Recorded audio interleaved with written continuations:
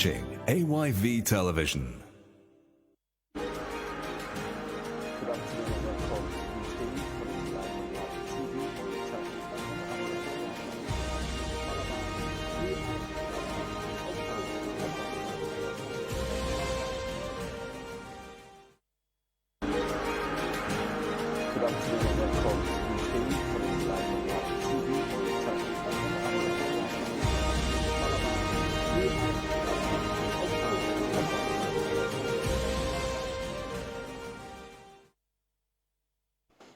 Alright, good afternoon, welcome to this day on AYV Television, Channel 30T, and on the radio on 11.7 FM, on our Facebook page, AYV News. There you should drop your comments, and we'll definitely find time to read it. In this segment, the African Union Economic, Social, and Cultural Council currently holding a two-day dialogue on the Peace, National Cohesion as the country moves towards its June 24 multi-tier election. The dialogue on the presidential and parliamentary elections of Sierra Leone, and also the popularization of the council in Sierra Leone. So this afternoon, to talk on this, I've been joined by Abdul Fatoma. He's Executive Director for CHRDI. Fatoma, welcome to the show. Thank you for having me. And I also have with me William Carew. He's the Head of Secretariat, African Union Economic, Social, and Cultural Council. Welcome to the show, Mr. Carew. Thank you very much. Good afternoon, viewers. All right, so let's start the conversation. You're holding a two-day dialogue in Sierra Leone. It started today, and which looks into the country multi-tier election, June 24, with less than 47 days to go, and also the popularization of the council in Sierra Leone. But let's start off the conference, the dialogue hold today. How significant it is moving towards the country June 24 multi-tier elections? Thank you very much. I think it's first and foremost important to start by establishing the fact that within the framework of the African Union, we have what we call the African Union Charter on governance, elections and governance. This is a charter which Sierra Leone has signed into, and it's actually inspired by the objectives and principles enshrined in the Constitutive Act of the African Union towards the promotion of good governance, rule of law, and human rights. This charter also recognizes the significant contributions of the African Union, the regional economic communities, in terms of their contribution towards promoting good governance and rule of law and democratic processes in the various member states of the African Union. It also raises serious concerns in terms of unconstitutional changes of government in Africa, where we have seen in our region, especially the West African region, where it has become, initially it was an issue of the past, but we've seen that the dark ages of unconstitutional regime of government have started to resurface itself. And then finally, before I get into maybe the purpose of the meeting, it's also important to note that this charter actually seeks to ensure that there is a consolidation of democracy through the conduct of regular elections, free, fair, and transparent elections conducted by an impartial and independent body.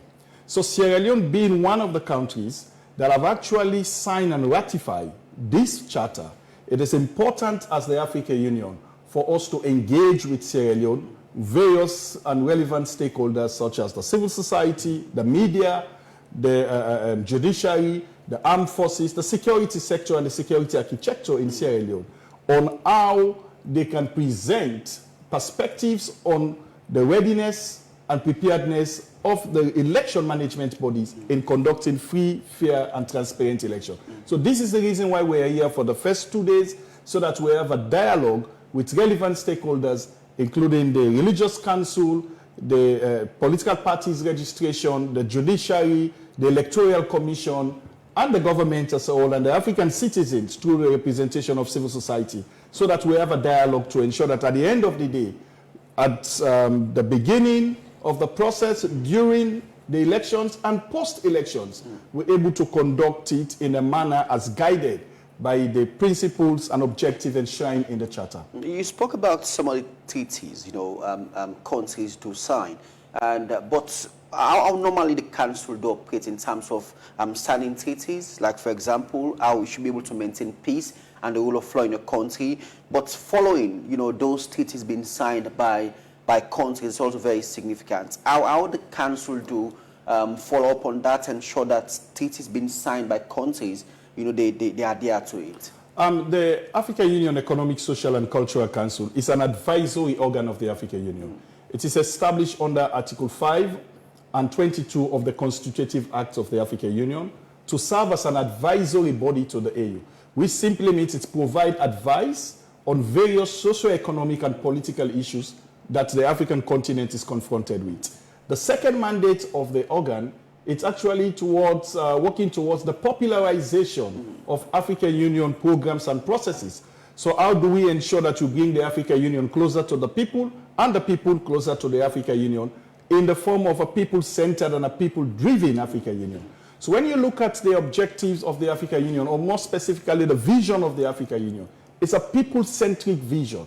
So we are moving from the days of the Organization of African Unity, where the focus was fighting for independence, to a people-centered, a people-driven developmental approach, where the African people take leadership and ownership of their own development and contribute into development processes through the involvement and participation of the council.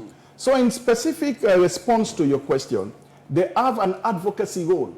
So when the country have signed, then it becomes a complementary role of the civil society. How do you work with your government, your legislative council, to say you have made commitments at the international stage? How do you come back to ensure that you practically sign, ratify, and domesticate those particular policies or charter? So then it becomes law, and then you can be able to move forward in terms of its implementation. Okay. Yeah. So basically what I'm trying to say, most of what is required from civil society is to proffer solution, is to engage in advocacy, is to demand for accountability, to say governments have made commitments in terms of signing some of these treaties and charters at the continental level, but then when you come back, we want to see the practical implementation of those commitments by ensuring that you sign, you ratify, and domesticate. The proactiveness of AU, some will say it's quite very slow in terms of responding to issues, in African countries. Like, for example, you mentioned about constitutional issues of African countries these days. It's getting alarming.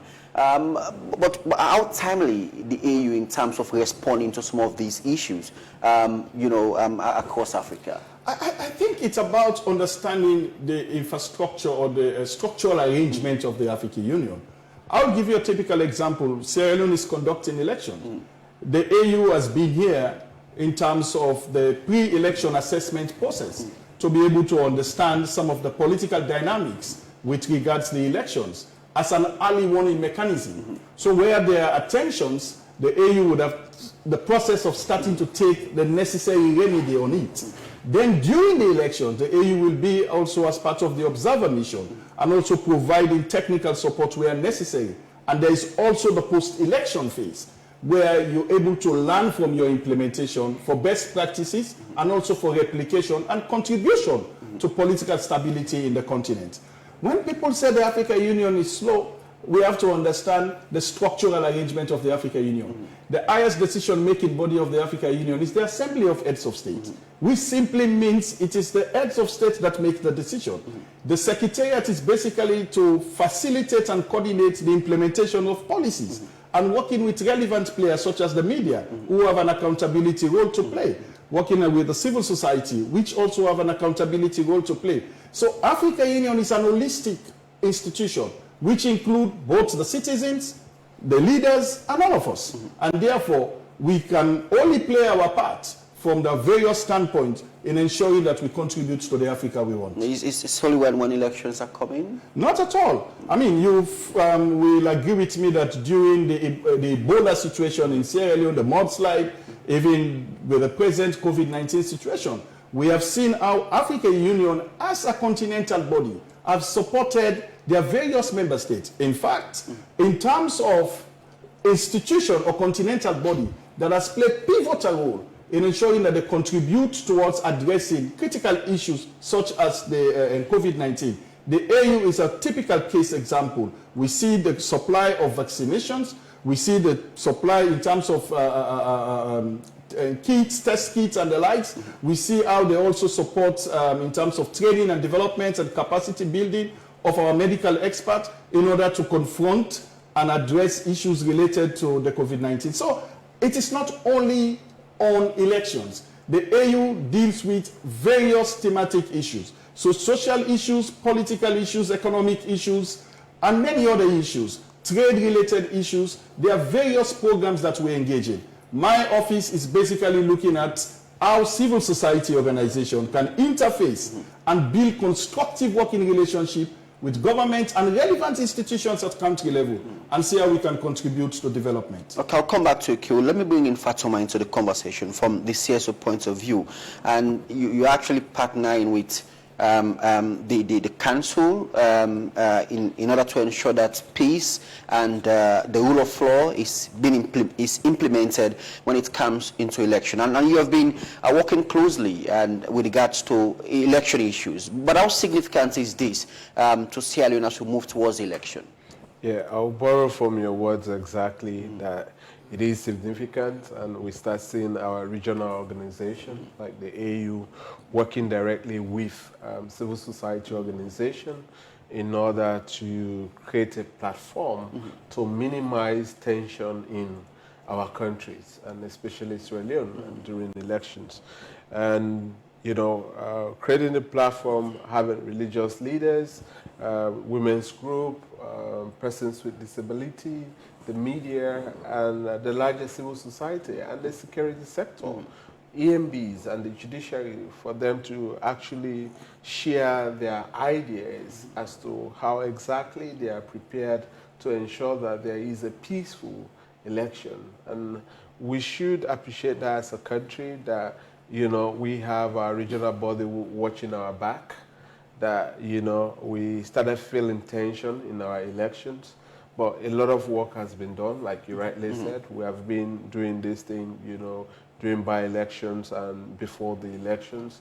We also have a series of engagement with the security sector, PWDs, market women, and so on and so forth. And so, working with the African Union, ECOSOCC Secretariat, it's created a lot of opportunity also to expand the actual mandate and objective of the African Union to the grassroots people in this country. Because those who will be attending this session, today's session and tomorrow's session, and up to Wednesday, and we'll be taking home a lot of good opportunities actually for them to know what the African Union is about. And those who are currently following us online, listen this conversation, this is going to be their very first time actually to get a clear looks of African Union. Because most people within Africa think that when African Union have important things to do, it's more about having our head of state meeting in one of the African Union countries, if not Addis Ababa, but in another country. But like Mr. Carew rightly said, you have seen African Union, you know, championing the distribution of vaccine and other things. Like, we need, as Africa, to get involved in our own program and create ownership, and then to take it and run with it. And so with that, Africa will be able to be united and have a one voice on issues like this. For far too long, citizens have not been involved, you know, in African affairs. So now African affairs has been taken to the doorstep of Africans. So that created an opportunity, Africans having their direct voice into their own affairs. That is good. But how you also you have engaged, you know, religious people, political parties, politicians, the young people, market women, with regards to how we should be able to ensure that we uphold our peace and keep election free and fair. And how would you be able to blend the two with what the African Union is doing and what you're doing as well? The African Union currently, this program is a way of interfacing with the people of Sierra Leone to actually get their direct perception about what is their feeling and what is their concern with regards to their governance and electioneering process. And after that, we have post-election. So definitely, African Union will now take a look at issues around post-election issues and see which relevant media or faith-based organization or advocacy, civil society organization or government department that they will be working with directly to ensure that the concerns of Sierra Leoneans are addressed within the mandate of the African Union and its membership. Mind you, Sierra Leone is part of the African Union, and African Union will not play an advocacy role against any one of their member states. So what they do is to complement the effort of their member states. Okay, and I'm going to come back to you, Fatoma, but let me bring in Carew. Conflict prevention is also very key, in the sub-region, more especially, so what is happening in Sudan, other African countries as well. But what has been the role of the African Union in order to ensure that we're able to manage that and preventing countries going into that? The African Union have various mechanisms in terms of how we engage with member states. It is also important to note that each member state of the African Union have its sovereign power, and therefore coming in as a continental body is basically to facilitate and ensure that we're able to implement guidelines or frameworks that have been developed. The Charter is one of those frameworks. We have the Peace and Security Protocol of the African Union, which actually give, for instance, civil society organizations to contribute into peace, security, and stability in the continent. So like you rightly said, we've seen series of conflicts within the African continent. And in terms of how the African Union respond to this, these mechanisms through relevant institutions like the civil society organization, the media, the government, who supposed to take ownership of their development processes, are the key players in terms of its implementation. But the African Union will ensure that there is adherence. The African Union will ensure that when decisions are taken that is contradictory to the principles enshrined either in the Constitutive Act, either in the Peace and Security Protocol, either in the Charter or any relevant document, the necessary action can be taken. We have seen situations where sanctions has been placed on countries on constitutional regime of government. Because if you want to have a change of government, there is only one process. Go through the ballot. Let there be free, fair, regular, and credible process of electioneering by a competent and independent election bodies. So that at the end of the day, you only have one channel to put your voice and then make the necessary change that you want. But you cannot use any other alternative option other than the democratic process. So we've been working with government in terms of supporting them from a technical point of view, implementation of programs like what we are doing here in Sierra Leone for the next 2 days, engaging with relevant stakeholders, the key players. These form the election management bodies. So if, for instance, there's dispute, you will have to go to the judiciary. What is the readiness of the judiciary? What is the independence and impartiality of the judiciary? So that at the end of the day, where there are disputes, they're able to make decisions in line with the law. So that you don't go to the streets and take alternative option in terms of addressing critical issues that affect the citizenry. Because when there is conflict, it is me and you, it is the citizen, it is the women, it is the youth, the elderly people that will be the most affected. And therefore, we should look at every avenues on how we can work together in one accord so that we put Sierra Leone at the forefront. Is there any fine, or something else that the union will do with regards to, asking country to do A and B, and if they fail to do that, what will be the repercussion? Like, for example, in Guinea, and what is going on there, and after a military ruling, and these are all issues that they are expecting the union to look into. Yeah, I mean, there have been actions. If you look at the Lome Declaration, the Lome Declaration is basically one of the instruments that provides basis on what action needs to be taken when there is unconstitutional changes of government. And you're very right.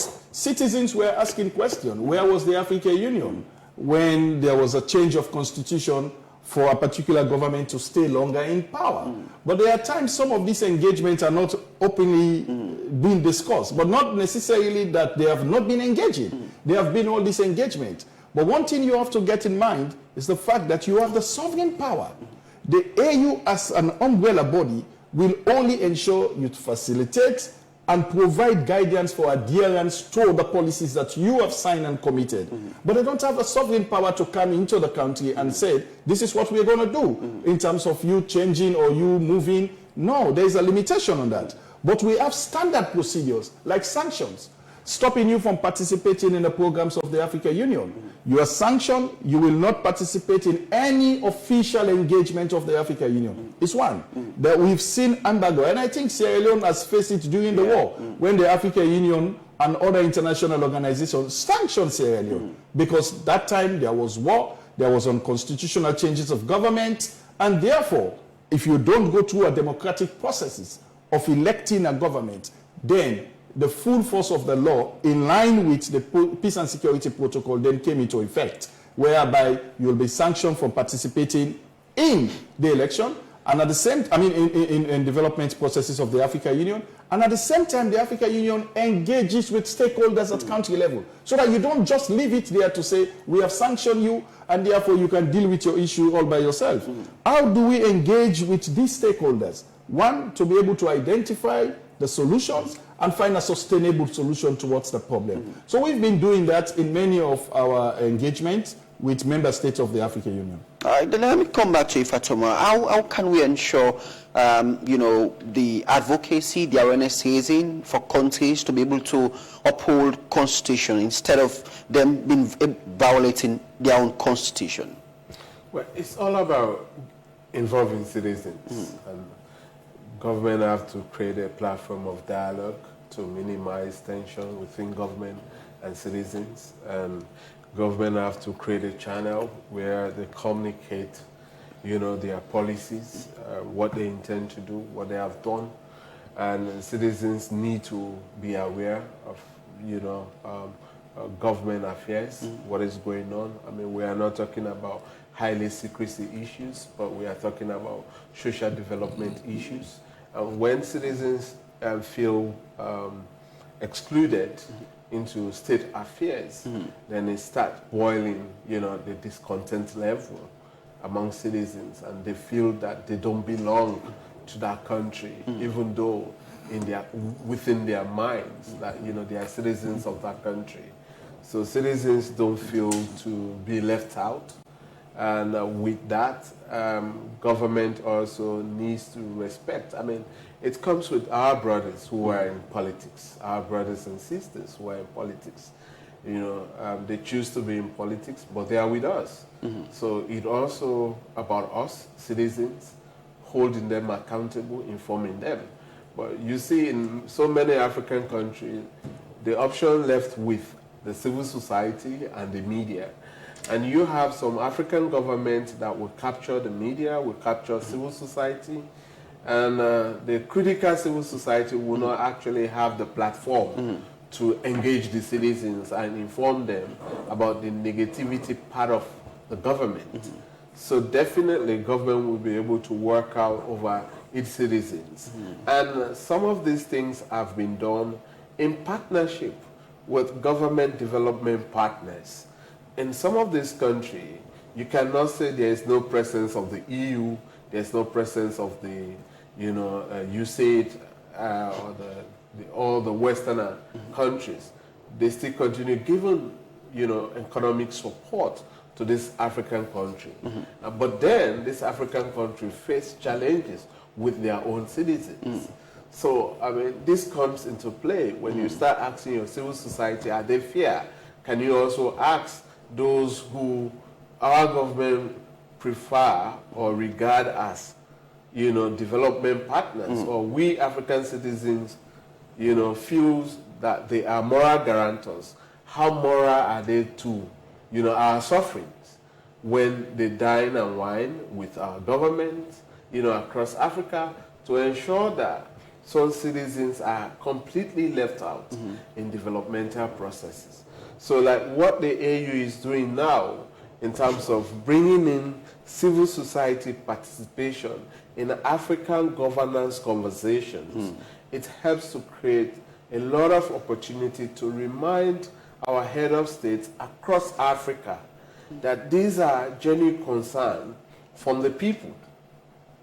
Because if we have these regional organs that only engage government delegations, like ministers, directors or head of states, and then no voice from the society, which is maybe from the media or from civil society, that works directly with a common man, then definitely, I mean, they will laugh over our concerns, over, coffee break or during dinner or cocktails. But the fact that, like now, if you go to Sarah Bay, you have market women representative into religious council, you have the media, you have all the civil society on different sectors voicing their opinion. This morning we had the ECSL statement from the ECSL, the Peace Commission, the Minister of Economic Development, as the keynote speaker, laying out their government's preparedness, readiness, to ensure that the people of this country have free and fair and credible elections.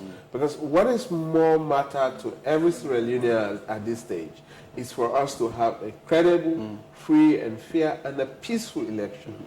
That is the concern of every Sierra Leonean. If Sierra Leone wants development, if Africa wants development, the only way to go is to engage on processes that will help us to build a sustainable peace within the region. You spoke about engagement, which is very significant. A conversation we have with people, Sierra Leoneans, and they said key among the reason they took to the street on August 10 was as a result of, they actually not be engaging. They actually have no idea what is going on around the country in terms of development. These are some of the key reasons which prompted people because, we have no idea, we have no clue what is going on, and that is very important, as we move towards the election. Yeah, it has been a very serious challenge, and it's good that the government committee that was set up to look into the August incident that actually highlighted that very concern that we have been talking about over and over, on this platform and other platforms, and that government has not been engaging, and there is a gap. And the very committee, highlighted that very strongly and recommend that government needs to engage its people. But normally when we used to say that to, government representative on this platform, they attack us, but I mean, the truth is now out that there is a clear gap between the government and citizens. I think that's what the AU program is all about. The AU ECOSOCC program is all about, to see how best the regional, body should be informed about the gap within the citizens and the state, and also the gap between the citizens and their own organizations, because African citizens own the African Union. So the idea of African Union is an idea of the African man and woman and the young people. So when we have programs like that, it helps to bridge the gap within the citizens and the state, and also the citizens and the regional body. So, I mean, I said that earlier on, that we as a country across Africa, we don't need to create any discontentment, element within ourselves and our government.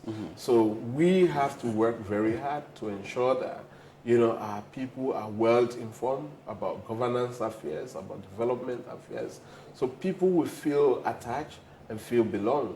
The reason why, but it also happens at political party level. I've worked with political parties in this country. One thing you should know, that even among the executive rank of the political party, the national body and the regional body doesn't have a clear communication line, unless when there is an election at that locality. But at operational level in normal time, you will talk to the chairman or the secretary general of any political party in Sierra Leone. And when you go to their regional offices or even district or regional offices and say, we sent a letter to the secretariat and we discussed on XYZ, we held a meeting. And they're going to say to you, we are not informed about that. And there is also a gap between candidate and the party secretariat. So you start seeing this breakdown within the very political party we hoping to govern us or who is governing us, a breakdown within themselves. So that also replicates, at the national level. So some of us are not surprised when we see African government are detached to their people. The only time they're going to be close to us when they want us to give them another 5-year mandate, or some other country who have 4 years mandate, 4 years mandate. That is the time they will spill out their intentions, how they feel affectionate, about our poverty or our challenges, our constraints. So once, we have given them the mandate that they have requested from us, the issues start coming that we are busy fixing. We want to be part of that fixing. That is what the citizens are demanding for. So once that is not present, they will start seeing challenges. Like the other thing you talked about, freedom of association, freedom of assembly. We still have challenges across African countries. For citizens having the right to assemble, to express concern about a policy or law that they think is not in favor of their interests as citizens.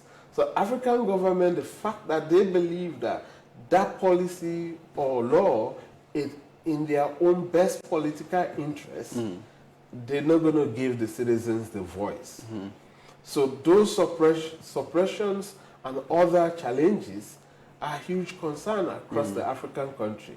I mean, that's the reason why we continue facing instability within the region, either coup or, we have tried our level best, even the radicalization, it start reducing a bit. It's not so than more than 10 years ago, when actually we were bracing up, or African country was bracing up in terms of, radicalization sweeping, the continent.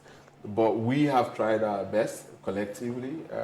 We have done some remarkable things that we don't actually look into it. Like, for example, you look at a country like Sierra Leone. We as a citizens, we are not quite pleased with where we are. But we have done some remarkable things when it comes to governance. In 1996, we held our elections, and that was the first time we returned back to multi-party, electionary process. Since then, after 1997, we had the 9-month rule of a military, and we returned back to democracy, and in 2002, we held, an election after the Civil War, and 2002 to this 2023, we have been organizing election, changing administrations and political parties successfully. But we have not been able to be recognized, among ourselves or globally for such an achievement. Other countries only organize democratic election 3 times, and then they become an icon of democracy in Africa, like Ghana, for example. So we are now, at the threshold where Ghana was when they recognized them as the democracy of Bacon in the sub-region. So I think, and now we are in the process where we have harvested everything by ourselves, and we are in the process of actually doing it. And for us to see that we are an election mood, like, I worked with a foreigner yesterday, and he said, I don't actually believe that there's an election next month in this country.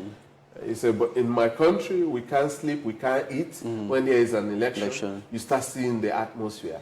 But for us in Sierra Leone, we'll argue him that we have the tension. If we go to social media, he's not part of our social media platform, where we receive a lot of threatening remarks against civil society who speak in an interest that doesn't please a particular individual, even that interest is true, the fact that it doesn't work with their line or agenda, that civil society is not speaking the truth. And the other one, the fact that this one is truth, because it doesn't fit their own agenda, that civil society is lying also. So, or that media presenter, he or she is not presenting the accurate information. So we find ourselves as a, a country in a toxic atmosphere among ourselves. But foreigners who visit us just 1 or 2 days, we see our calmness and take it for granted that we are peaceful. I know. Before coming to Carew, the day of transition, that has been a big problem in Sierra Leone. Like for example, if a regime change, and within that period, there are a lot of violence. Maybe either from supporters of the party who would have won that election, and as against the loser. But how are we going to rectify that? We have seen that when the APC win election, they will come back, they will come at the SLPP, it goes the same. Supporters within the two main political parties, always when there's a transition time, there are a lot of violence, there are a lot of chaos within supporters, and leaders, always, tend to say we actually want to keep peace, but that process has not been followed. Yeah, the reason being that we continue seeing the signs coming, even ahead of elections. I mean, now if you listen most audios, there are people who are planning to wipe out entire tribes if government change hands. There are people who also intend running after some key individuals in this country based on their public role in society. And the state also always failed to provide security, for citizens. And it's one of the fundamental responsibility of any state, not only Sierra Leone, that you have to provide security, for your citizens and also people who resident in that country. But we have seen failure after failure with that. And the worst thing is that government will set up committee to look into those issues.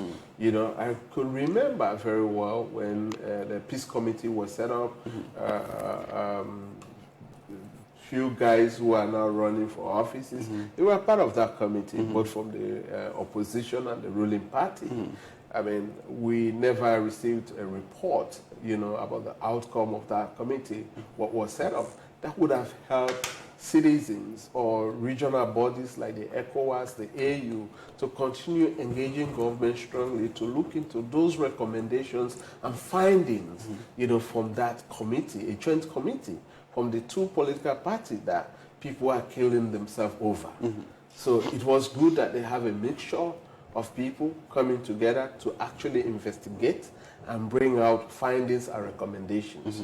But then the failure on the political party side and also the government to come out with such findings and recommendations, so that would have been a useful tool, for organizations like us that preventing, conflict mitigations and other things. That would have very much been useful, but we keep having a slip back when it comes to, conflict prevention within the region. So this has been one of our weakest points in actually stabilizing, our achievement as a continent. Okay, I'll come back to you, Fatoma. Let me come over to Carew. And I know the engagement will continue tomorrow, and the day of, Sierra Leone moving into its June 24 multi-state election should be peaceful, and we ensure we respect the rule of law. Like I asked Fatoma about transition process, regime change. All over Africa, it's a problem. And how the AU going to continue to engage more over the security sector and government, and on a polling day, there are a lot of tension. Is that also a concern for AU? Yes, of course. It's a concern. We have what we call preventive diplomacy. Preventive diplomacy is basically taking proactive measures in ensuring that you de-escalate any tension that you foresee in the future. So as part of our monitoring observation process, like I indicated, we have the pre-monitoring evaluation or assessment process, of which elections experts within the African Union, which is also consists of civil society organizations from other countries of the continent, working with civil society organizations, the media, and relevant players at country level would have done their assessment. That is one. In this assessment, you identify areas of tensions and all those specific parameters that you will use to determine where there will be any kind of a tension. And at the same time, we have what we call the early warning and early response mechanism. So where there are indication of those tensions, then the AU take measures of early response. So through the preventive diplomacy, you engage with key stakeholders. What we are doing now is also part of that preventive diplomacy. Dialogue. How do you create a platform for dialogue and ensure that the citizens are involved in the dialogue process? Because we cannot talk about development without the citizen. In the African Union ECOSOCC, we have what we call one of the key objectives, to be more specific, of the ECOSOCC is to build a partnership, a strong partnership between government and its citizen. So how do you build partnership between government and its citizen? You need to sit on the same table. You need to be able to identify the issues. You need to find sustainable solution to those issues that has been identified. You need to work with relevant stakeholders in addressing those issues so that there is ownership in terms of addressing this issue. There is leadership in terms of moving the country towards the development trajectory where you want to go. So we have been having this kind of engagement. There are many other transitional form of engagement to ensure that what is the dictate of your constitution in terms of changing government from one phase to the other is practically implemented in adherence to the dictates and the norms of this constitution. So these are things that we have been doing. Unfortunately, my mandate is basically within the scope of the engagement and ensure that when we talk about participatory democracy, then citizens are involved, citizens participate, citizens are actively players in decision-making processes. That is the role I play, ensuring that I work with relevant civil society organizations in the continent so that we're able to achieve that. Tomorrow conversation or discussion will center around the popularization of the council in Sierra Leone. And, you know, how it's going to look like? One who the stakeholders expected to be part of that conversation, you know, in popularizing the council in Sierra Leone. So basically tomorrow will be a continuation of today's process, which is the stakeholders dialogue on the electioneering process in Sierra Leone. And then on Wednesday is where we will have the popularization. The popularization of what we call the national chapter framework. First and foremost, we need to understand that the national chapter framework is an intangible structure of civil society organization. It's like a network of civil society organization. Why are we establishing this national chapter framework?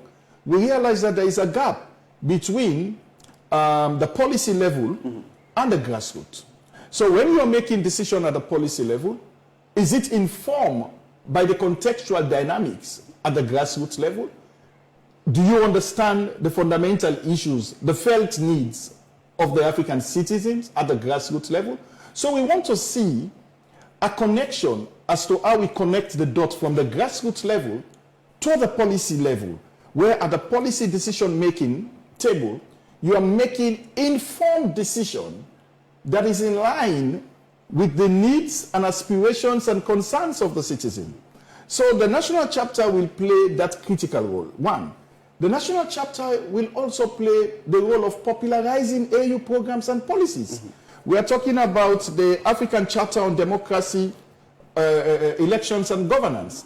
This is a very important charter. It prohibits unconstitutional changes of government. So citizens become empowered to know that we will not allow any other form of government unless we go through the ballot. It has other aspects of supporting separation of power, the independence of the judiciary, ensuring that the legislative arm and the executive arm work together regardless of their independence, but play a complementary role in the best interest of the Sierra Leonean people. These are very critical roles that citizens have to be involved, and citizens have to bring that information out so that the less fortunate people who are not able to understand these issues are able to know and raise their awareness at the grassroots level. You even speak, I mean, when I was in development, you say you speak the language that is best understood by the citizen, maybe the local language. How do you contextualize some of these issues and ensure that it gets right down to the grassroots level? So these are some of the things that we are doing. So that popularization is for the civil society organizations in Sierra Leone to know about the African Union, to bring the African Union closer to the people, to understand that your government at times have committed themselves at the international stage on relevant policies, on so many charters, on many other commitments. How do they come back representing you, the citizen, after committing themselves? How do they come back and ensure that there is a practical implementation of those commitments that they have made at the international stage? So we want to have a mechanism at a country level that interfaces with government, one, to advocate for change, advocate for implementation, demand for accountability, and proffer solutions on areas where they deem fit that the government should take an alternative direction, because you want the citizens to determine their own development trajectory. Okay, and as we try to round up, Fatoma, what will be your message to Sierra Leoneans? And we have less than 47 days to the country's general election, and I know the political tension, in the country. Yeah, what we should do, we should continue to open the space for more conversation, and for us to talk as a family. We talk about, participatory democracy, that every citizen have a stake and every citizen's voices matter. We may not implement some voices now, because maybe those concerns or voices are not immediate, but they should be recognized and also be guaranteed that, they are part of the country and their voice, their opinions, their concerns are relevant. But as a country, the poverty and other, governance challenges are actually helping us to, have a lot of tension among ourselves and seeing ourselves as enemy than brothers and sisters. We're rejecting ourselves because of the way we, structure our governance system. People feel safer and guaranteed when they think one political party is in power and it's one regional dominated or one tribe dominated. So with that, they don't actually have interest for that political party. They have interest in their jobs. So when we actually start treating Sierra Leonean, aside of their political color, their religion or region, and then we look at them as a qualified and competent Sierra Leonean that fits for work, in our public service system, they start working based on merit than just based on their tribes, their region, or we look at them because they are our allies. Most people you see fighting in this country for politics, when you actually engage them deeply, it's not about their political party. It's about their job. It's about job security, because something that, if SLPP is in power, they are from the north or they are from the west, they think that they're going to be eliminated. And something that if APC comes to power, they are from the south or they are from the east of this country. They think that they're going to lose their job and their family is going to, wash in poverty. For the next 5, for the next 10 years, there's going to be no job security to ensure to support their family. So you see certain people compromising professional standards, for unprofessionalism. It becomes a non-unacceptable. So we are yet actually as a country to get into that point and try to say, if you're a civil servant, you don't need to come out to support a political party. Remain professional and remain independent. Our police or the military should not need to discuss politics, and they don't need to be warned about politics. That's the established code of conduct, that you are a professional. Our people in the judiciary should also not need to be reminded, you know, or independent democratic institution. But constantly citizens or government keep warning people. Why is that? It's about job security. I know. So we need actually as a country to get to a point where we start getting Sierra Leonean based on merit. Remy needs to be at AYV. He doesn't need to know Junior Naval or any relative of Junior Naval. But because Remy studied media and he has the capacity or he has the technical skills to assist AYV to achieve the goal. And also when you get to those ministries, you have the background, the capacity to ensure that public service delivery are satisfactory or deliverable to the communities. You know, so these are the things that actually will have no attention. Thank you very much, Fatoma. Carew? There's a saying within the African Union that Africa's solution to African problem. And I think if we contextualize that in the Sierra Leonean situation, I would say Sierra Leone's solution or Sierra Leonean solution to Sierra Leonean problems. I would want to say thank you to the various stakeholders, CHRDI and Fatoma, the Independence Commission for Peace and National Cohesion, for jointly and collaboratively organizing this dialogue. I also want to say extreme thank you to the Electoral Commission, because in line with the African Charter on Democracy, Elections and Governance, one of the fundamental principles is to ensure the regular holding of free, fair, transparent, and credible elections by an independent, impartial, and competent electoral bodies. And that was demonstrated in terms of their commitment in the meeting amongst the other stakeholders to say, we are ready to conduct free, fair, and transparent elections. We saw also the security sector, the security architecture was there. They also assured the African citizens that there will be security, stability, and peace within the process of the election, before, during, and after. That is a security aspect that has been guaranteed. That is what we want to see in line with the Charter. We have also seen political parties players, civil society players, and other stakeholders who have committed themselves to say, we want to see a peaceful outcome, a credible outcome, a transparent outcome, and all of us, we play our own role in ensuring that we have that. So we want to say thank you, and we want to wish Sierra Leone a very peaceful elections, and we hope that at the end of the day, Sierra Leone will come together and celebrate, because you only have one country. Yeah, sure. Thank you very much, William Carew, for being part of the show. And this is where we end this edition of News and Current Affairs show this day, and this day will return again tomorrow at exactly 1:30. And I've been your presenter, David M. Williams. Many thanks to the production and technical team. Till then, do have a lovely day, and bye for now. Good afternoon and welcome to this day for the